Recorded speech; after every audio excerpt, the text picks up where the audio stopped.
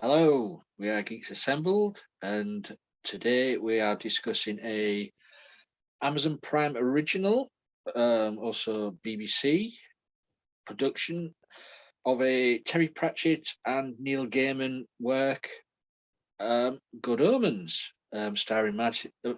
They said Martin Sheen, then Michael Sheen. Sorry, Michael, and David Tennant as good versus angel versus demon, friendship, end of the world sort of scenario. Michael Sheen plays the angel what was guarding the Garden of Eden, and David Tennant is playing the demon, the snake, what tempted Adam and Eve with the apple, and it all stems from there. And this 6-part serial, says here, was from 2019. It was a limited series, but it was so good. People loved it. They're doing a second series, so hopefully we'll see that maybe in the next year or two when they get around to doing this. So, without further ado, Susan, your opening thoughts on Good Omens. All right, it's about Aziraphale and Crowley, and Crowley is renamed himself around the time of the Roman Empire because he didn't like the name Crowley anymore, which meant that he was on the ground, like a snake. And he and Aziraphale are charged with the care and concern over the Antichrist, who the son of Satan, who has come to make some changes in this world to bring about the apocalypse, the Armageddon, which is Greek for Armageddon out of here. No, that's I'm sorry, that's Eddie Izzard's joke. That's not mine. And so I really love this. I love Michael Sheen and David Tennant together. I watched all of Staged, both seasons of that. That was super fun. And these two should be in everything together. They have a total bromance, and they're like besties, and it really shows. There's a lot of sexual tension and sexual chemistry between them, and there is they are both extremely generous actors with highly developed crafts, and that's just fun. It is so freaking fun to see this. I read the book first. I actually read the book a long time ago, and I own it. It's right over there. Forgot to get it out for the cast, but the book, it's basically pretty much word for word what is written in the book. The book is the same. It's the same story. It's the same dialogue, and it's really enjoyable, except for the very end. The very end, that what they accomplished in their trial was new, not in the book. And so anyway, but you have to add something to it, when you're putting something on the screen. But it was amazing, and I loved the kid. I loved all the different parts of it. I love the story, and I love the cast, and I love the way that the kid I love the kid's family. I love the other family, the American ambassador's family. That was hilarious. I loved the angels, the angel Gabriel, played by John Hamm was was really, really cool. and I also love Beelzebub. He was really great, and yeah, I just think that the story was brilliant. It's hilarious. It's really it's sort of on the nose with what a bunch of people who believe in the rapture and the end times are waiting for. They're looking for the Antichrist. And scripture says you're supposed to look for the Christ, not the Antichrist. But here we are, and we got an angel and a demon and a witch and a book of absolutely 100% accurate prophecies, which even, I know that is not possible because I've prophesied a lot, and a lot of it's been, not so true, not borne out over time. But anyway, it's just good to do that sort of thing. But she got it right. She nailed it absolutely every time. And there was a witch finder and a witch finder general, and that was fun. And then there was the Jezebel, what the witch finder called the Whore of Babylon. And, so it's a fun story. The Antichrist and his 3 compatriots, and what they did to assert their dominance over the 4 horsemen of the apocalypse. So basically that's the whole story. Lee told you most of it, and then I filled in some gaps. But it's really great, and I'm really glad we reviewed this. And I really love, like I said, David Tennant and Michael Sheen together. They are amazing. Back over to you. Well, I've got a question. I think I've often struggled with Terry Pratchett. Yes. TV adaptations of his books. I just wondered, this is a work Terry Pratchett and Neil Gaiman. Now, did they work together on this, or had Terry Pratchett passed by this time and Neil Gaiman? They worked together on it. They worked together on this, right? So Neil Gaiman didn't come in, and add things when Pratchett had passed. No, that was discussed. Yeah. The next part will be pretty much Neil Gaiman. Yeah, because I do struggle with Pratchett, but this one I got on so well with it. I think maybe Gaiman's influence on some of it as well. I think it's because the Discworld is a hard place. Yeah. Both fantasy and science fiction.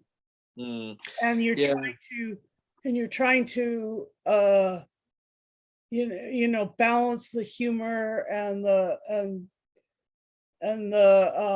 concrete reality that you need for a motion picture or a television show or animation, and it's hard to do that with Terry Pratchett's books. I understand. I get it. Yeah, but as I say, I mean, this is my second sitting on this one. I sat Sunday. I sat all the way through the 6 episodes and enjoyed it thoroughly. And just watching it for the second time, you see all these other familiar actors in it, what you don't realise you saw the first time.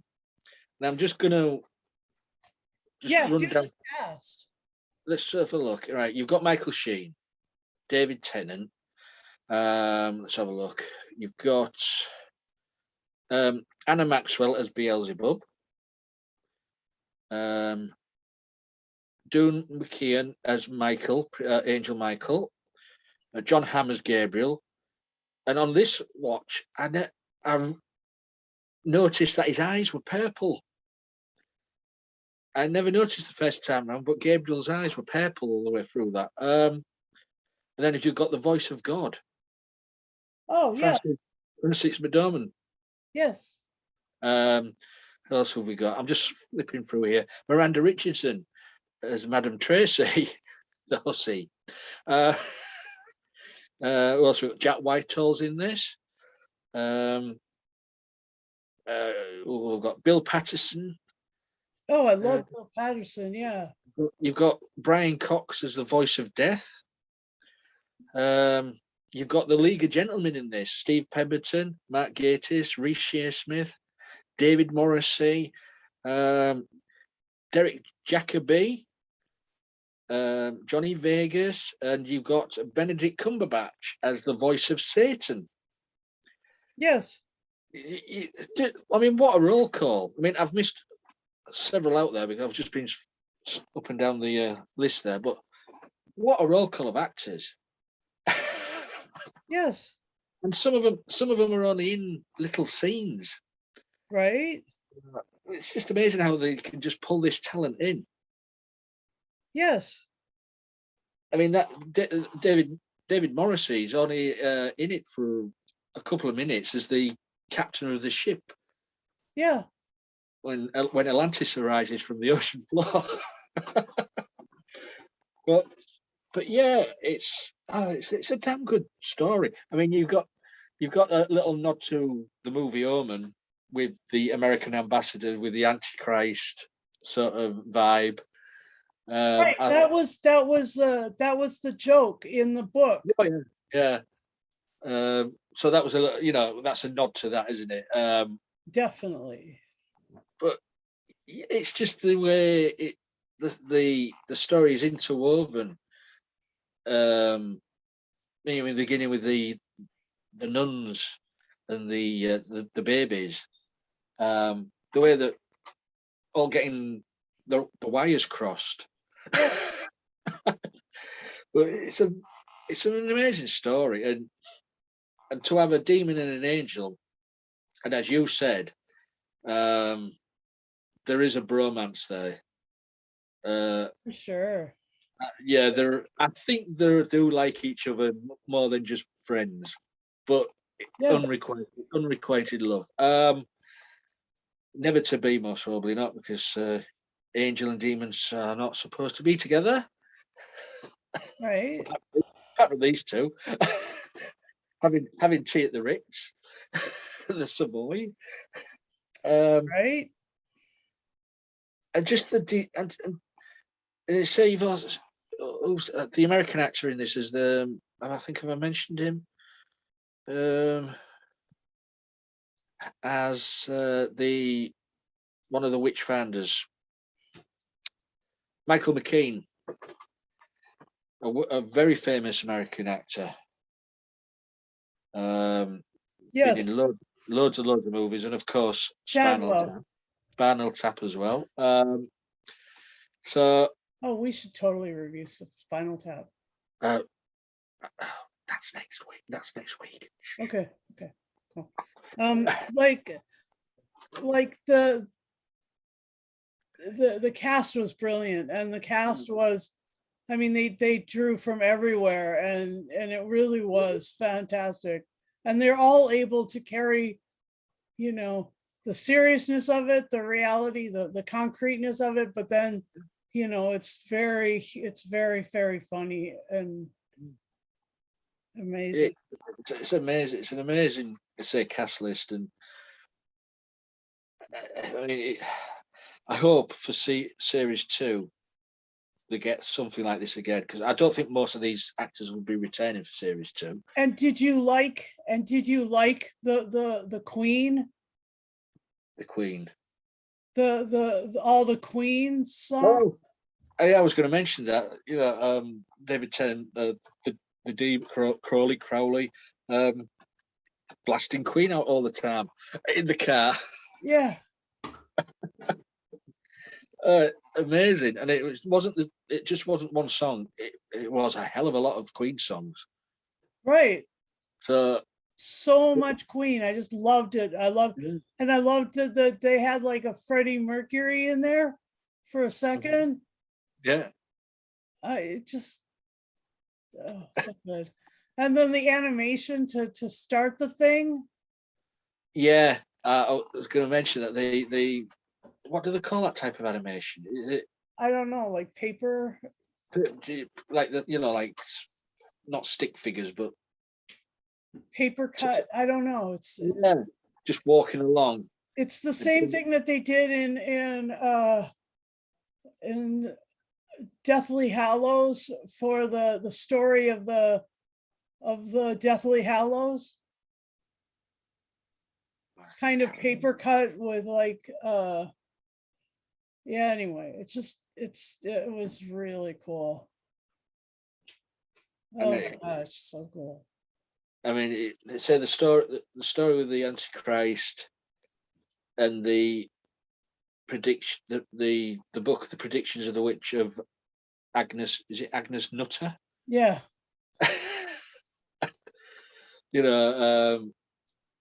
She was supposed to be in the league with not what's his name? Nostradamus and Mother Shipton.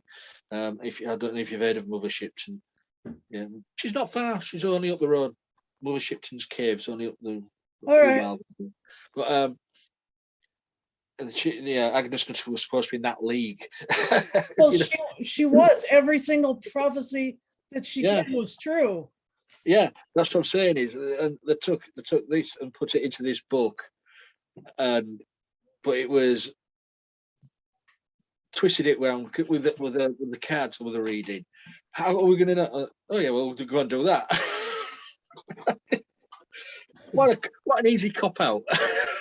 Yeah. Oh my gosh, she's so cool. Yeah. Yeah. It's and as you said, the kids in this were brilliant. Yeah, they were. They were they're especially the one who played Adam. He with the him becoming of the certain age and becoming the Antichrist. Yeah. And his powers building up. That was quite horrific and terrifying what he was doing to his friends. It was. And that only started when the Hellhound appeared. Oh, the Hellhound. It became just the cutest little mutt dog. That was adorable. I'm gonna call him Dog.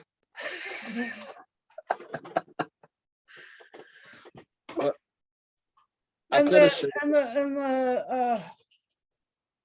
the post-apocalyptic scene where he's just in his garden and the dog wants to go out and is to chase his friends, and he looks at the dog looks at the bush and the bush just crumbles, and so the dog escapes the garden and the kid.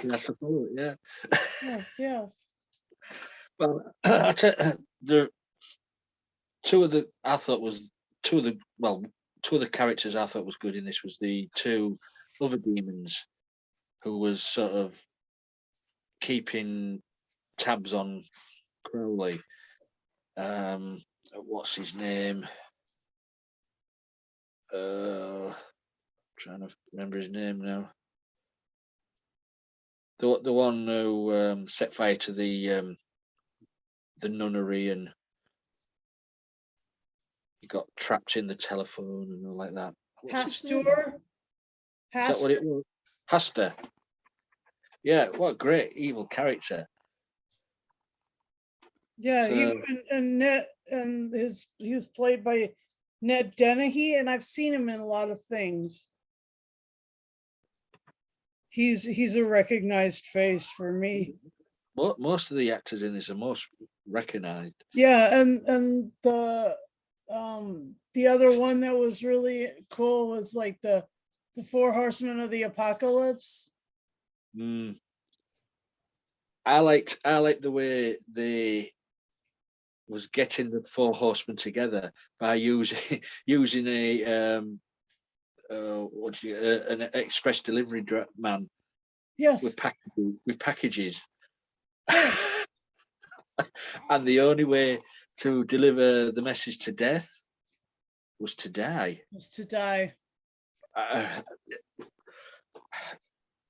rough. Great. No, that is great writing. Yeah, it's a Comedic, rough, it's a rough way to do it. But in every single Pratchett book, death plays a role. Oh yeah, he does. Yeah, and so this one. Usually he's played by Christopher Lee. Yeah, it was Christopher Lee, and there was what's his name? The other guy, actor, Ian Richardson. Oh, he did play Death. That's right. Yeah, and this in this one it's Brian Cox. Yes. The original Hannibal. Yes. Yeah, it's. I enjoyed this. Any other moments? What is there anything you wasn't keen on, Susan? Oh no, nothing. Nothing. Not a sausage. I love the whole thing. I'm So looking at the two characters of Sheen and Tennant. Yes. That exactly how you pictured them when you was reading the book. No. No, not. But that's okay. It was easy to do the great exchange. My concept from the book with a brilliant rendition of it. No, I had this idea that Aziraphale was this great big huge guy, and he sort of dominated this bookstore, and he had wing, he had actual wings, and that might be a bit of a giveaway. Crowley was a really well-dressed gentleman, along the lines of Dracula in Bram Stoker's Dracula with Gary Oldman, that kind of character. Yeah, but I think the costumes they both had would suited them down to the ground. Maybe I did see Gary Oldman as Crowley first to be. You never know. He might appear in series 2. You might, yeah. You never know. Anything else you would like to say about this? The other thing that I really I enjoyed about this was the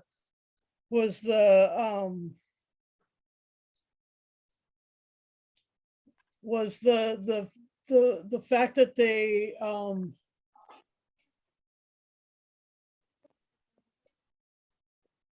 really held to the fatherhood of what's his name's father, Adam's father, Arthur, played by Daniel Mays. That I love that they were like,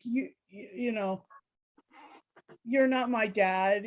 A father doesn't come along and get pissed off at an 11-year-old that they haven't seen. Yeah. Father shows up to a football match, or hangs out with teaches how to fish or whatever. That's a father, and you're not my father, and it's just fun. And so that was real. I mean, you could see that happening in any family.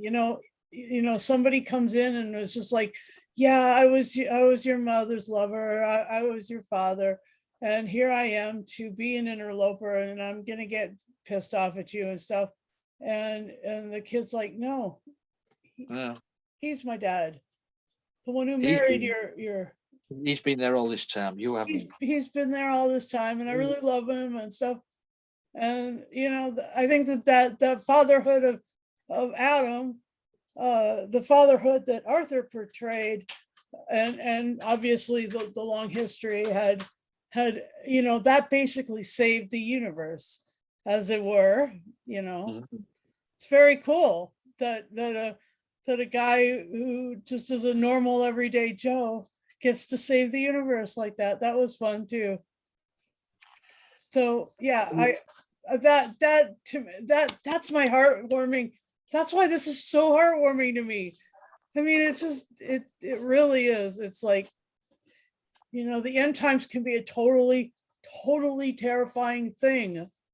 I have friends who have nightmares about it. I have friends who who've had mental breakdowns because of the whole the spiritual stuff that is kind of packaged and given to people in Bible studies and things like that. And to have a real, like, concrete relationship, a real dynamic, loving relationship come against all the evil in the world and just kind of go, you're nothing. And it just, and then the way that the kids were like, no, I want a clean world. So pollution vanishes. I want a world where, No famine. There's no famine. there's no family. I want to, yeah. And then, But you can't. The only one thing is you can't kill death. can't kill death. That's true. But yeah, so He remained. he remained. But I mean, that was just that. Oh, the war. I want a war of peace. I want a world of peace, and war vanishes. The interesting thing about this series is Armageddon.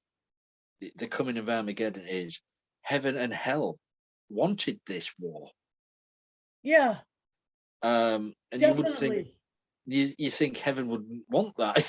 Right? You would kind of think that. Yeah.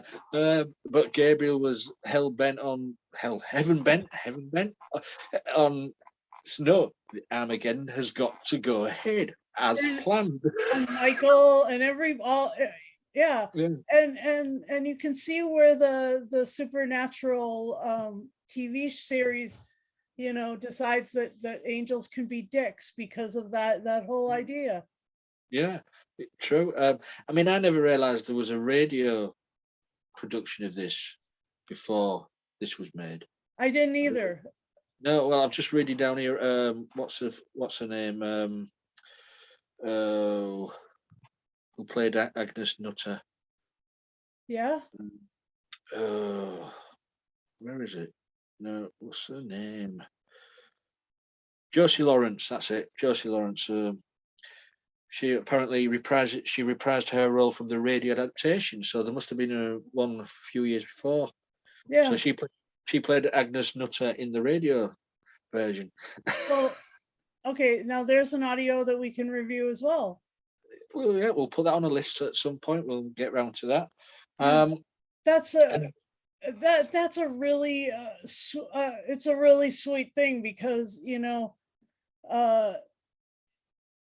that's why they were able to move it right from that radio production, obviously, without changing anything in the book, except for the very ending. Go right from the book into the radio play into the screenplay. I suppose that sort of happened with Hitchhikers as well. Yeah. I just got chills, but yeah, good one. But apparently Neil Gaiman did a little cameo in this as well. I didn't know that. Where? He was asleep in the cinema when David Tennant was watching the and apparently Terry Pratchett's hat and scarf is hung up in the bookshop. It's in the bookshop, yeah. That I knew. And there's a lot of little Doctor Who references, the tie, there it says TARDIS somewhere, and the kids are like exterminate. Yeah. I mean, and of course a hell of a lot of actors are in this. Yeah. I thought that was the two main actors have been in Doctor Who, and nearly everybody else has. Yeah, nearly. Yes, it's true. So, anything else you'd like to say about this before we go to final say and score? Yeah, I would love more. I think that in terms of doing a double act, I know that we don't have Robert Holmes to write these great double acts for these actors, but they seem to be doing well enough with the material that they get and their own material. I think that David and Michael should work together always, and I think that I think that they have struck gold with this. It's absolutely bloody brilliant. I'll just say it that way. I am so happy that I saw it. Like the minute it came out, I was like, oh my gosh, this is the stuff. Yeah. I mean, I bought this before I even saw it. Yeah, well, you were wise. I thought, I like the look. I'll buy it and then I'll watch it. So Yeah, I'll just show you some of the great pictures in this that it has. so what you got there? Oh, you got, is that Gabriel? Is it there? John? There we have the bookshop, Oh yeah. and Is that John Hammond? Gabriel, and there's Pulsifer, and the great granddaughter of Agnes Nutter. And there they are dining at the Ritz. And and that beautiful song, the angels dine, an angel and a angels dining at the Ritz, and the nightingale was heard in Berkeley Square. And do you know who sang? I'm positive. Do you know who sang that? I'm positive it was Tori Amos who sang the Nightingale, the end song. Cool. And there's the Witchfinder, and there is the woman Jezebel, the other witch. So this Witchfinder found that witch, and this Witchfinder found that witch. And Miranda Richardson, who plays the Jezebel. Yes. Everybody knows her from Blackadder. Everybody knows her from Blackadder. True. But it's good to see her doing something different. And look at that! The blacked out glasses on David Tennant is brilliant. Yep, and the car is so cool. Oh yeah, that's a cool Bentley. Oh my gosh. Yep, I love this. This is a fantastic piece of film and television all at the same time. Also, you've got to give a big thumbs up to the soundtrack, the music by David Arnold as well. He did the music to it all. David Arnold, him of the Bond movies and the revamped Eighth Doctor theme of the audios and stuff like that. Yep.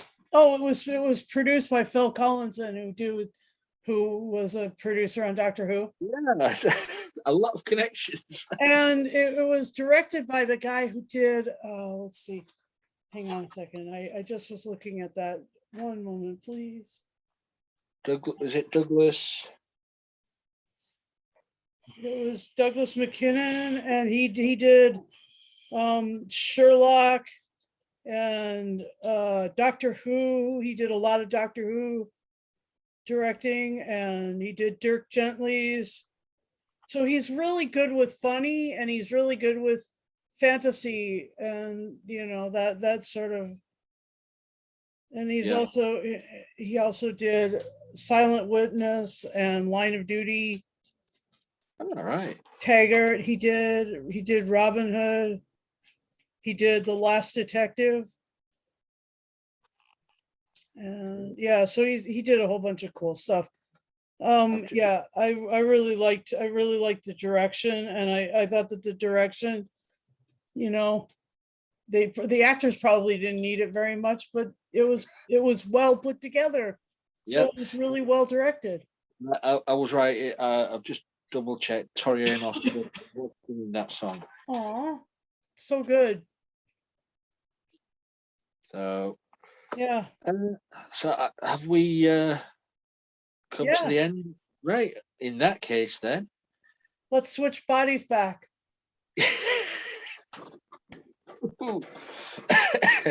Yeah, no one's looking. So what's your final score on this then, Susan? glorious. I just think it's so great. And I personally love Terry Pratchett. I went a little Terry Pratchett crazy about 2 years ago, was it? I read everything that he'd written, and watched everything that was ever put on telly, and all the movies and stuff. And he is fantastic, and this was fantastic. I'd gotten the book before I left California, so that was back in 2016 or 2015, and I loved it. I tried reading Terry Pratchett books back then, but I wasn't quite as hooked as it took. It took it took this coming out for me to just go ape over Terry Pratchett, just like the librarian in the Discworld. I think that it's beautiful. I think it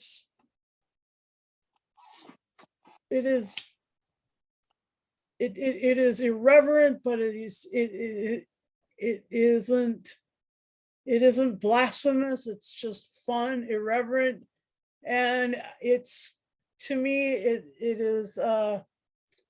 it's at least 6,000 years out of 10.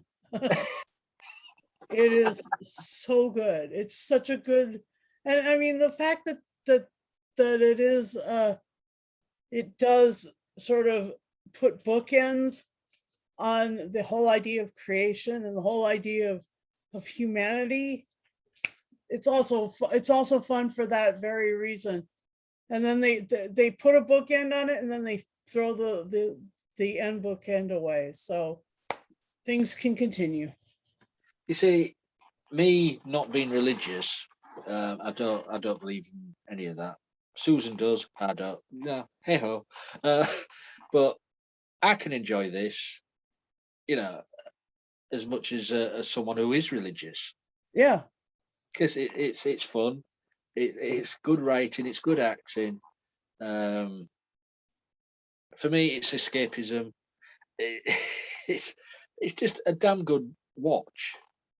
Yes. As I say, you don't have to be religious, and you don't have to be an atheist to, you just sit down and watch it and have a laugh. And it is so funny. So for that reason, I did enjoy this. I'm going to give this 10 crepes out of 10. Nice. Watch it and you'll find out why. So, yeah, that's our little review of Terry Pratchett and Neil Gaiman's Good Omens. Series 2 coming soon, apparently. So, good on you. Let's hope Neil Gaiman can get the essence of Pratchett as well in there. Let's hope he holds all of that stuff as he's writing, because I don't want it to get too Neil Gaiman-y. Too Neil Gaiman-y. It has to have Pratchett's soul in there somewhere. Oh, I hope, fingers crossed, it will be. So I like to thank Susan for sitting down and talking and having a laugh, having a discussion about something we like. I love it. I bloody love it. Yeah, we bloody love it. So please, you guys out there, please leave a comment below. Let us know what you thought of Good Omens. Give us a thumbs up if you want. Give us a thumbs down. Just interact with us so we get on the algorithm. Called interaction on the internet, on social media, because we're everywhere: Facebook, Twitter, Instagram, YouTube, which is where you'll mostly be seeing this. And if you would like to be in our group and on these casts, just message me or message some of the members when they decide to turn up.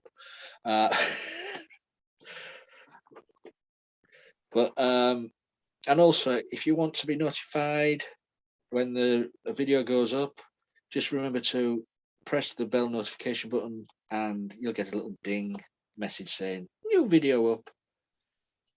Hold on, here we go. You see, now that is a well-oiled bell, because before it used to just go ding. Yep. So Susan's done something with that bell. so until next time, enjoy this if you get hold of it. It's a good watch. Please So do. until next time, be safe. Bye for now.